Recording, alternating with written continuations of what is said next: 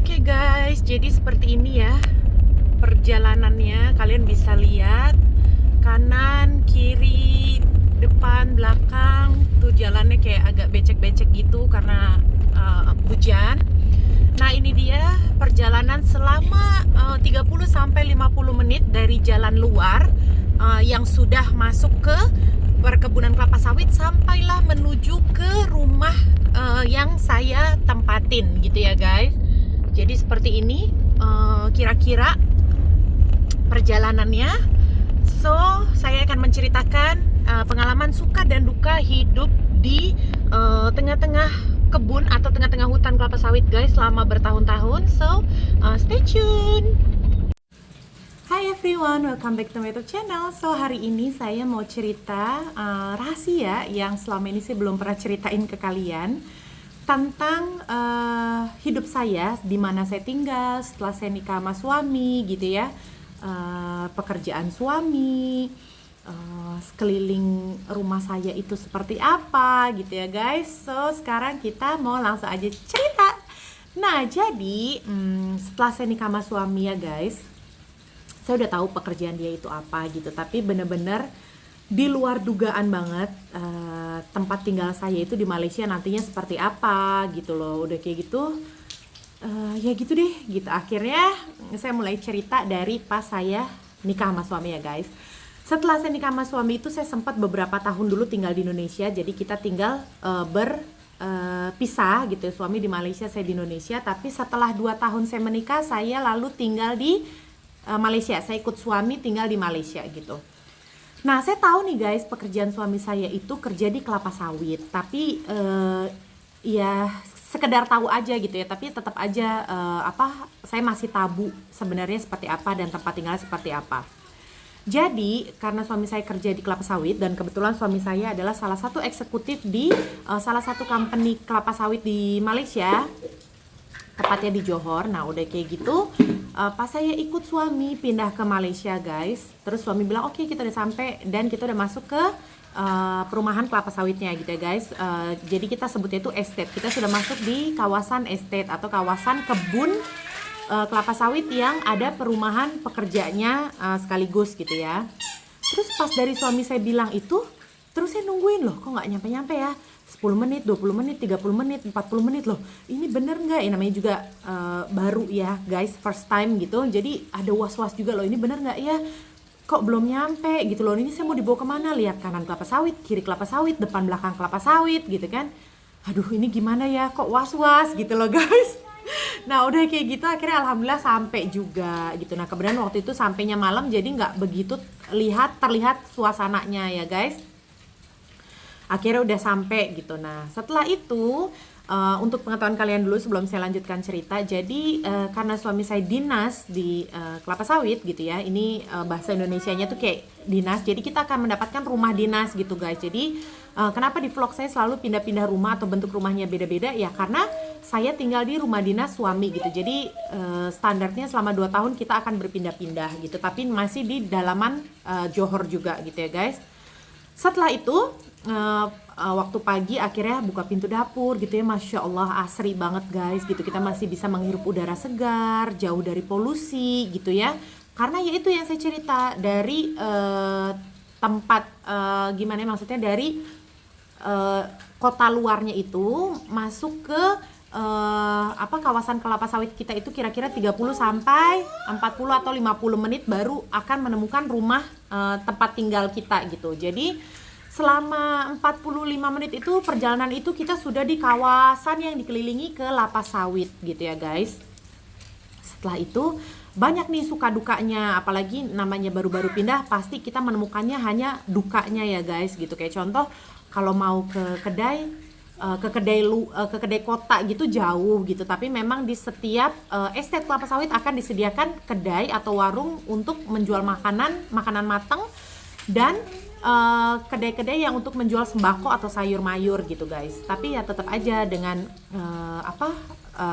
perbedaan bahasa gitu ya. Udah kayak gitu ya banyak deh penyesuaian yang harus saya lewati dulu pada masa awal-awal saya ikut suami pindah. Jadi ya hari demi hari saya lewati gitu guys, tinggal di rumah yang tepatnya di tengah-tengah kebun kelapa sawit yang luas dan besar gitu guys. Nah, untuk pengetahuan kalian, saya nggak kerja ya guys, saya tidak kerja di kelapa sawit. Yang kerja itu suami, karena suami adalah eksekutif salah satu company kelapa sawit di Malaysia. Nah, jadi untuk pengetahuan kalian juga, pekerja kelapa sawit ini 80% adalah dari Indonesia gitu. Ada yang dari Lombok, dari Bima gitu ya guys, banyak dari daerah Indonesia yang bekerja di kelapa sawit gitu. Jadi kalau untuk perumahan pekerjanya itu mereka menyediakannya berdekatan, jadi kayak rumah, kayak perumahan gitu guys, dan itu isinya semua pekerja. Tapi untuk perumahan staff atau perumahan perumahan eksekutif staff company itu mereka akan menyediakannya kayak bukan di satu tempat gitu guys. Jadi kayak rumah asisten di sini, rumah staff di sini, rumah manajer di sini, dan itu lumayan jauh-jauh dibandingkan perumahan pekerja yang mereka memang buatnya bertetangga kayak gitu. Nah, jadi ya rumah suami saya jauh dari mana-mana gitu. Maksudnya dari mana-mana ya, dari kedainya, dari rumah pekerjanya gitu, lumayan jauh. Nah, pekerja Indonesia yang kerja di kelapa sawit itu, saya mau cerita sedikit ya, menurut yang saya tahu. Jadi mereka itu bekerja, ada yang untuk memotong buah, ambil buah, dan ada yang kerja kilang. Kilang itu pabrik ya guys gitu. Jadi buah itu setelah dipotong, setelah disabit dari pohonnya, buah itu akan jatuh kan, karena buah itu berat guys, berkintal-kintal beratnya. Jadi mereka akan ngambilnya itu kayak ada satu kayak celurit gitu, kayak tongkat itu, dan tinggi banget guys. Itu mereka bakal sabit gitu, dan setelah jatuh mereka akan dibantu menggunakan alat yang kayak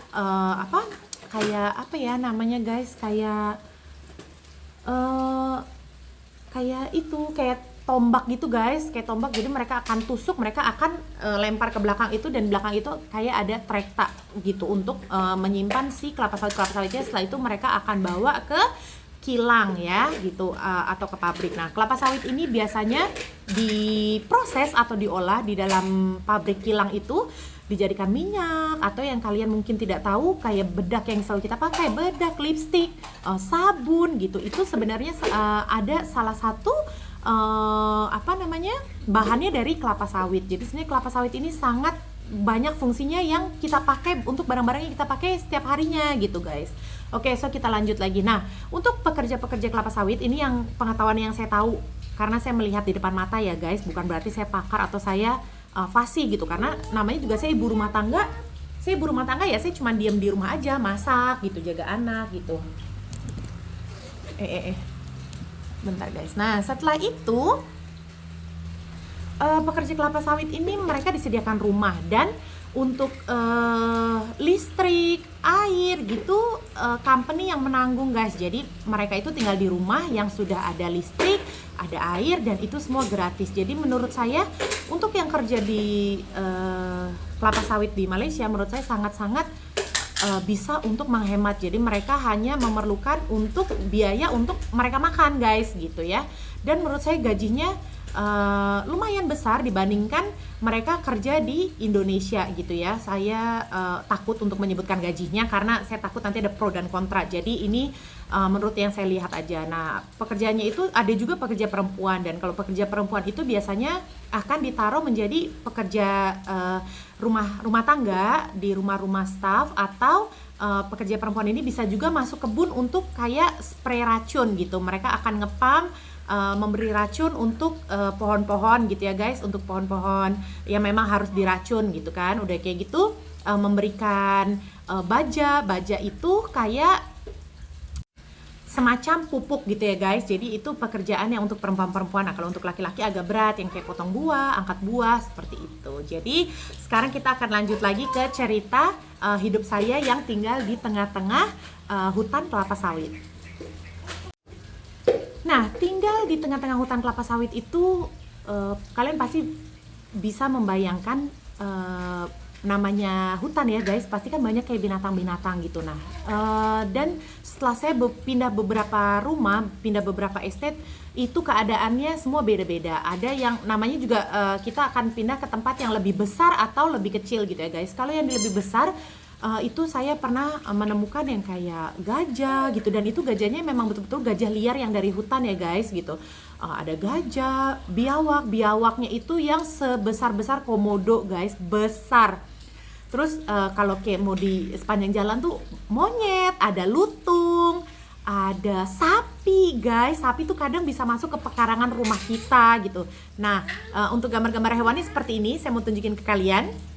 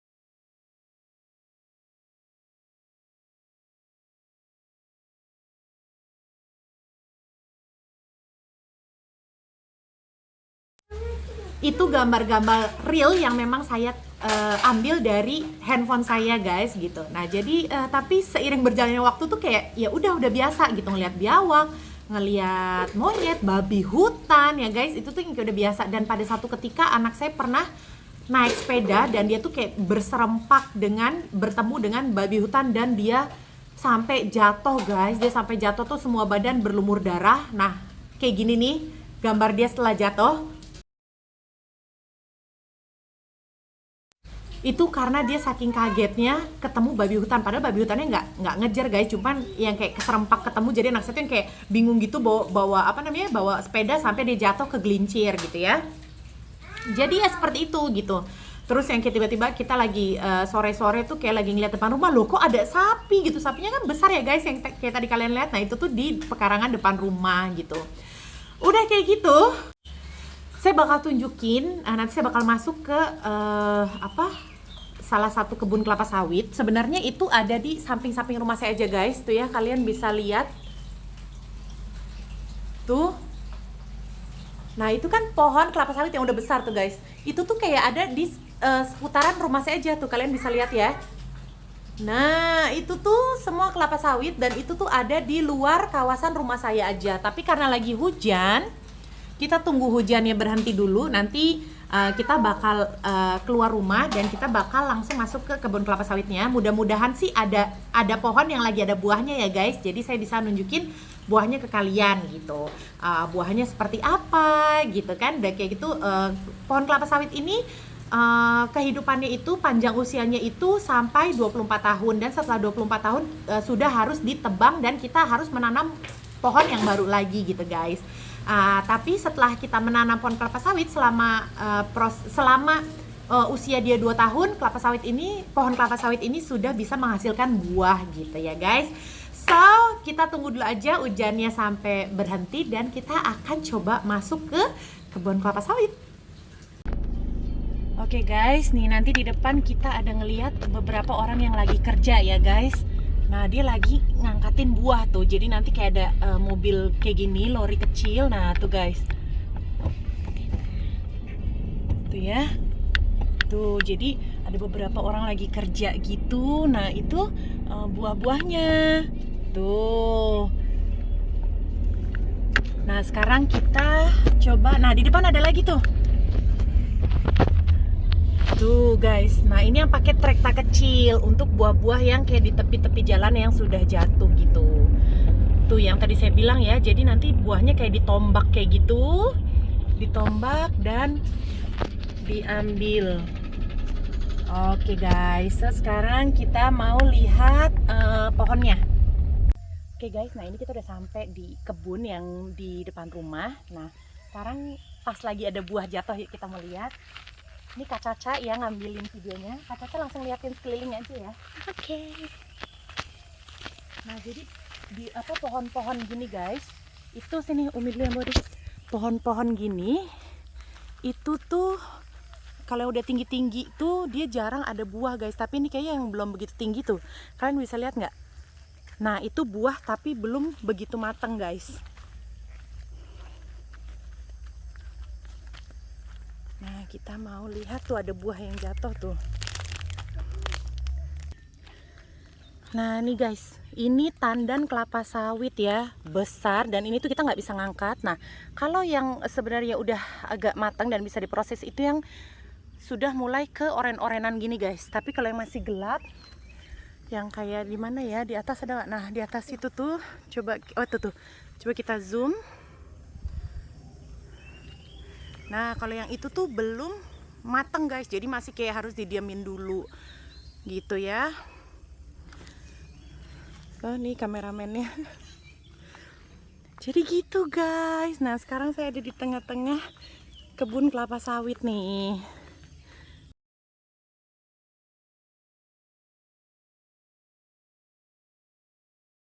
Nah guys, ini udah diambilnya dari pekarangan rumah saya ya. Tuh pekarangan yang tadi saya bilang kelapa sawitnya itu memang di luar pagar rumah tuh memang